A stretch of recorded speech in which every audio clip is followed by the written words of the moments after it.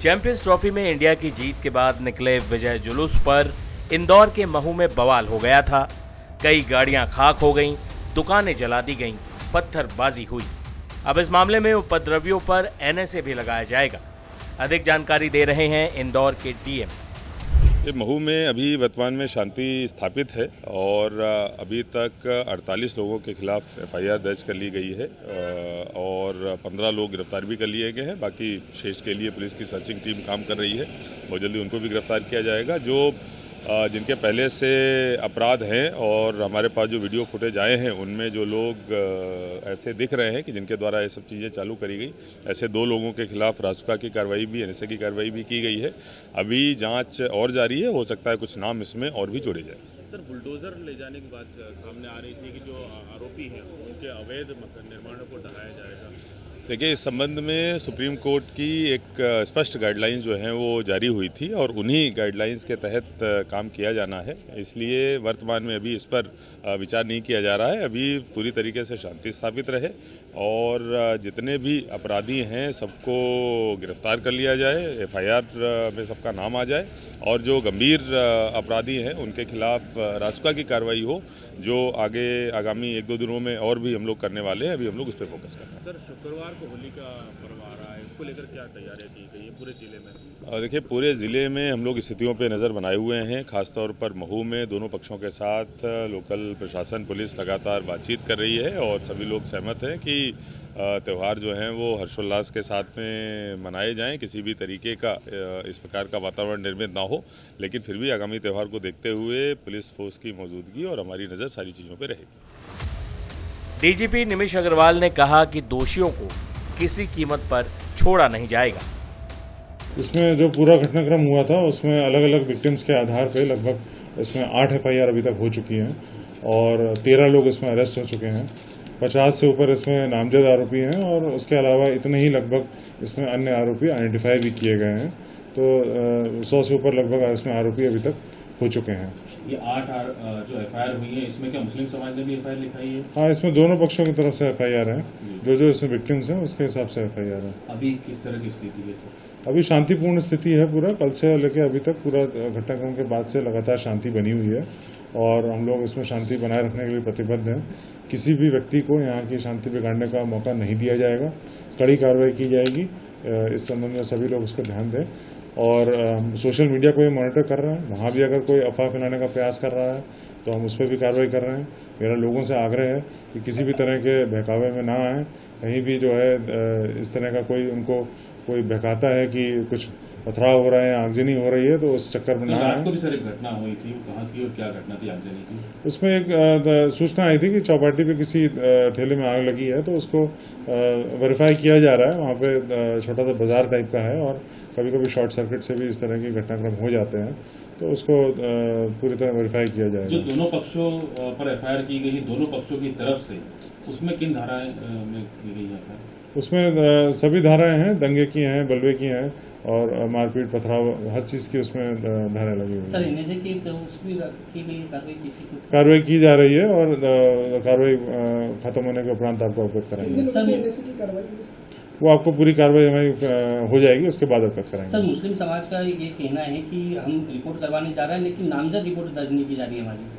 नहीं, उसमें जैसा उन्होंने बताया है उसी अनुसार उसमें रिपोर्टें दर्ज करी गई हैं और इन्वेस्टिगेशन अभी जारी है। वो अपना जो भी चीज़ बताना चाहते हैं बिल्कुल आके बता सकते हैं। सीसीटीवी फुटेज में सर कुछ आइडेंटिफाई हो रहे हैं? बिल्कुल, बहुत सारे लोगों के बनाए हुए वीडियोस भी हमारे पास अवेलेबल हो गए हैं और सीसीटीवी फुटेज तो यहाँ नेटवर्क है ही पूरा, तो उसका भी हमारे पास इनपुट अवेलेबल है। सर, ये अभी तक जो पूरा मामला निकल के क्या सामने आया, क्या मुख्य कारण अभी तक सामने आए हैं इस चीज? मुख्य कारण तो इसमें यही है कि जो जुलूस निकला उसमें जामा मस्जिद के सामने से जब वो निकल रहा था तब वहाँ पे तनाव की स्थिति उत्पन्न हुई और फिर जो झगड़ा वहाँ से शुरू हुआ फिर वो पूरे शहर भर में फैलता गया। सर, वो सूतली बम फेंकने की जो बातें सामने रही, क्या वो सत्यता है कि क्या वो कहानी क्या है आखिर वो? इस संबंध में अभी हम जो है विवेचना कर रहे हैं। अभी तक तो हमें कोई प्रमाण मिला नहीं है और विवेचना में देखते हैं आगे क्या आता है। सर, इतने सारे पत्थर एक साथ आना और इस तरीके का, तो क्या ये प्री प्लान है कि सर अभी तक जिस तरीके से एफआईआर में एक चीज दर्शाई गई है? नहीं, ये अभी इस पर हमें विवेचना भी जारी है। इसको हम अभी स्पष्ट नहीं कर पाएंगे। अभी हमारा पूरा इसमें कार्रवाई होने के उपरांत ही बता पाएंगे वो चीज़। वहीं इंदौर की एसपी ग्रामीण हितिका वसल ने बताया कि अब पूरे इलाके में शांति है। मार्केट पूरी तरह खुल गया है आज और लोग जो हैं वो अपना नॉर्मल आवागमन कर रहे हैं। बिल्कुल शांति का माहौल है। पुलिस फोर्स डिप्लॉयड है और 8 FIR अभी तक की गई हैं, जिसमें 13 लोगों की अरेस्ट हो चुकी है। और जनजीवन किस तरह का है और सुरक्षा व्यवस्था खास तौर पे बात करें जो धर्म स्थलों पर लगाई गई है? सुरक्षा व्यवस्था बिल्कुल प्रॉपर तरीके से सब जगह तैनात है। ड्रोन चेकिंग भी लगातार चल रही है। हाई राइज बिल्डिंग पे भी लोग लगातार तैनात हैं और पुलिस फोर्स जो है बिल्कुल मुस्तैदी से काम कर रही है और अभी कहीं पे भी कोई प्रॉब्लम नहीं आ रही है। इस विवाद में दोनों पक्षों के अलग अलग दावे हैं। जाते जाते आपको दोनों पक्षों के धार्मिक लोग क्या कह रहे हैं ये भी दिखा देते हैं। मेरा नाम मोहम्मद जाबिर है।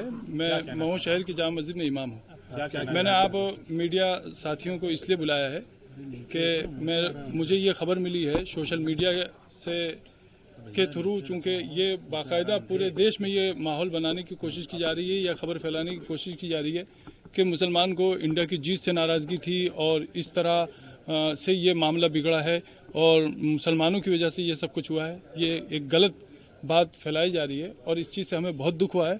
मुस्लिम कौम को या मुस्लिम समाज को इस तरह बदनाम करने की कोई ज़रूरत नहीं है। मुसलमान भी इसी देश के वासी हैं। ये परसेप्शन चूँकि देश में बहुत सारे लोगों ने पहले से ही बना रखा है कि मुसलमान जो है वो देश विरोधी हैं, और जबकि कहानी यहाँ पर जो शुरू हुई है वो इस तरह शुरू हुई है कि सबसे पहली चीज़ शासन प्रशासन से जिस तरह की चूक हुई है, उन चूकों के चलते यहाँ पर यह हादसा हुआ है। दोनों तरफ के लोगों से की सहमति, शासन की प्रशासन की मौजूदगी में और बीचवानी में रहकर ये बात रखकर ये बात तय हुई थी कि जामा मस्जिद के इस रूट से किसी तरह का जुलूस नहीं निकलेगा। रात को जो जुलूस निकला उसकी पहली बात तो कोई परमिशन नहीं थी, उसकी कोई आगवानी करने वाला नहीं था। वो एक उपद्रवियों की भीड़ थी। वो इंडिया की जीत के नाम पर मस्जिदों और धर्म स्थलों के बाहर सिर्फ शोर शराबा करना और नारा करना उनका काम था। लोग नमाज से जब निकले हैं तो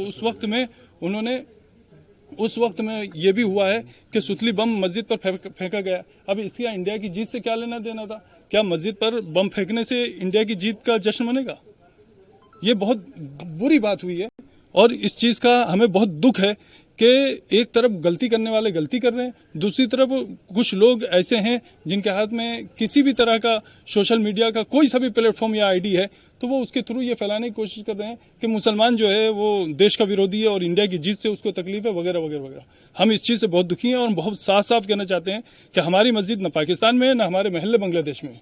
हम इसी हिंदुस्तान के निवासी हैं, इसी हिंदुस्तान में हम रहे हैं, इसी हिंदुस्तान में हम रहते हैं, इसी हिंदुस्तान के साथ हमारा रिश्ता है। इस तरह की बातें करना ये और फिर कुछ लोगों की तो मैं समझता हूँ कुछ लोगों की तो रोजी रोटी या नेतागिरी या उनका अपना जो भी प्रोफेशन है वो तो हिंदू मुस्लिम पर चल रहा है।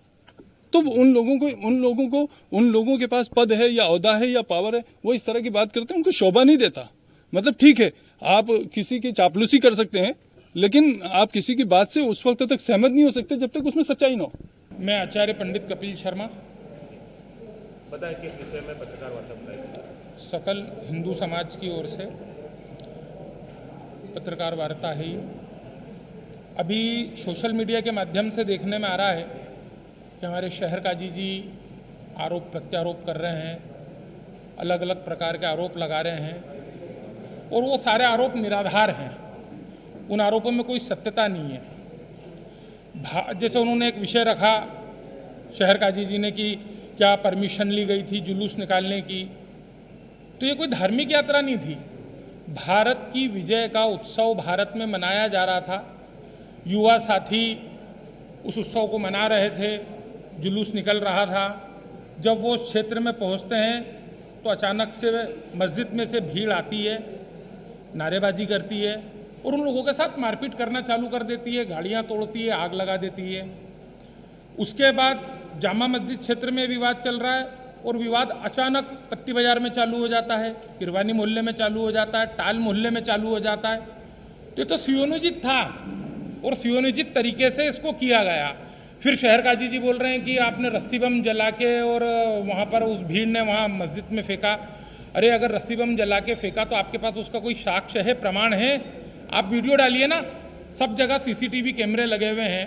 वहीं मस्जिद के पास में एक डेयरी है, वहाँ पर सीसीटीवी कैमरे हैं, सामने दुकानें हैं, वहाँ सीसीटीवी कैमरे हैं। आप वो फुटेज डालिए सोशल मीडिया पे, बताइए कि हाँ ये हुआ है।